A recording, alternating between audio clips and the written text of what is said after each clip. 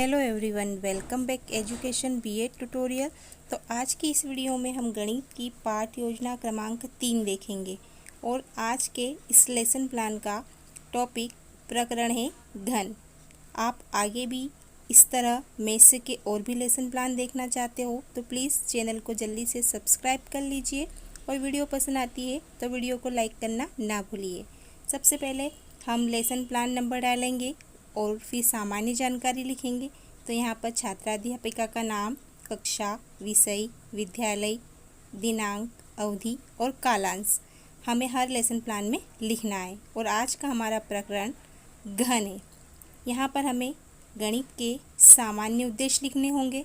यहाँ पर हमने पूर्वानुसार लिखा है क्योंकि हमने जो फर्स्ट लेसन प्लान बनाया था वहाँ पर गणित शिक्षण के सारे उद्देश्य लिख लिए हैं। आप उन उद्देश्यों को पाठ योजना क्रमांक 1 से देख सकते हो। अब यहाँ पर हम विशिष्ट उद्देश्य का निर्माण करेंगे। विशिष्ट उद्देश्य हमेशा टॉपिक के अकॉर्डिंग बनते हैं। तो यहाँ पर सबसे पहले हम ज्ञानात्मक पक्ष में लिखेंगे।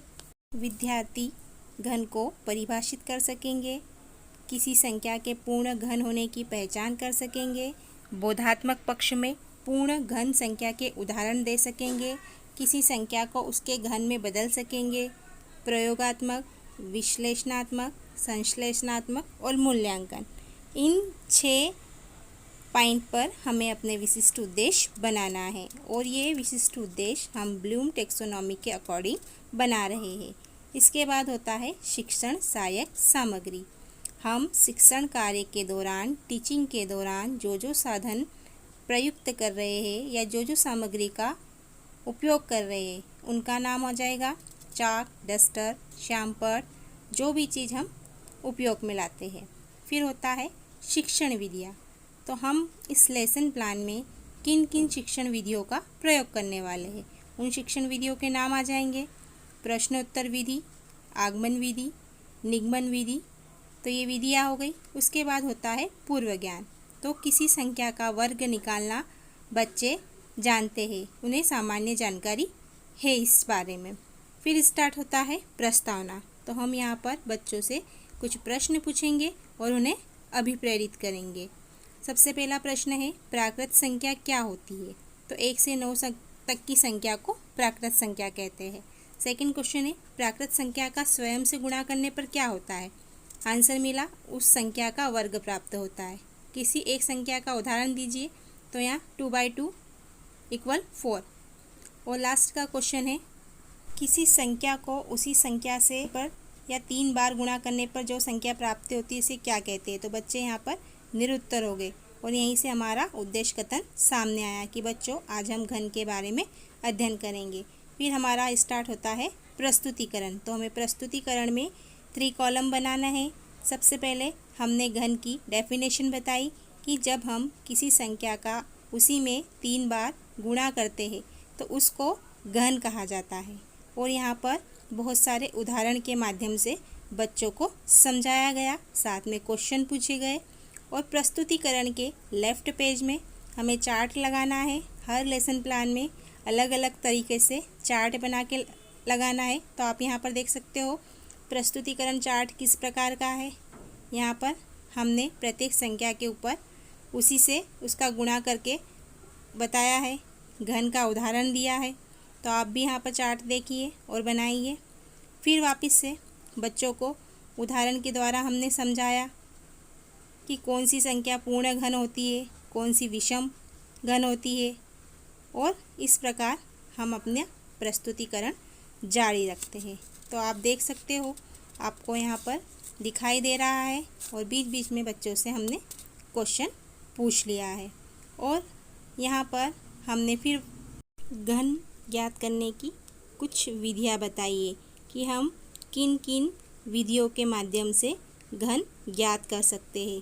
यहाँ पर सर्वसमीका के द्वारा बताया है कि सर्वसमीका के द्वारा हम किसी संख्या का घन कैसे ज्ञात करते हैं, सूत्र के माध्यम से कैसे ज्ञात करते हैं, विचलन विधि के द्वारा घन कैसे ज्ञात करते हैं। तो हमने अलग अलग विधियों से बच्चों को घन ज्ञात करना सिखाया है। और यहाँ पर बहुत सारे उदाहरण बताए हैं और उन्हीं से बहुत सारे क्वेश्चन पूछे हैं कि बच्चे ने इस टॉपिक को कितना समझा है। तो इस प्रकार हमने 30 मिनट 40 मिनट तक अपना प्रस्तुतिकरण जारी रखा है और अंत में बच्चों से कहा है कि बच्चों, आज हमने घन ज्ञात करने की विधियाँ और घन क्या होता है इसका अध्ययन करा। प्रस्तुतिकरण के बाद होता है पुनरावृत्ति प्रश्न। हमने जो कुछ समझाया, जितना समझाया, उसी में से बच्चों से कुछ क्वेश्चन किए जाएंगे। इन्हीं क्वेश्चनों को पुनरावृत्ति प्रश्न कहा जाता है। हमें भी ज्ञात हो जाएगा कि बच्चों ने टॉपिक को कितना समझा।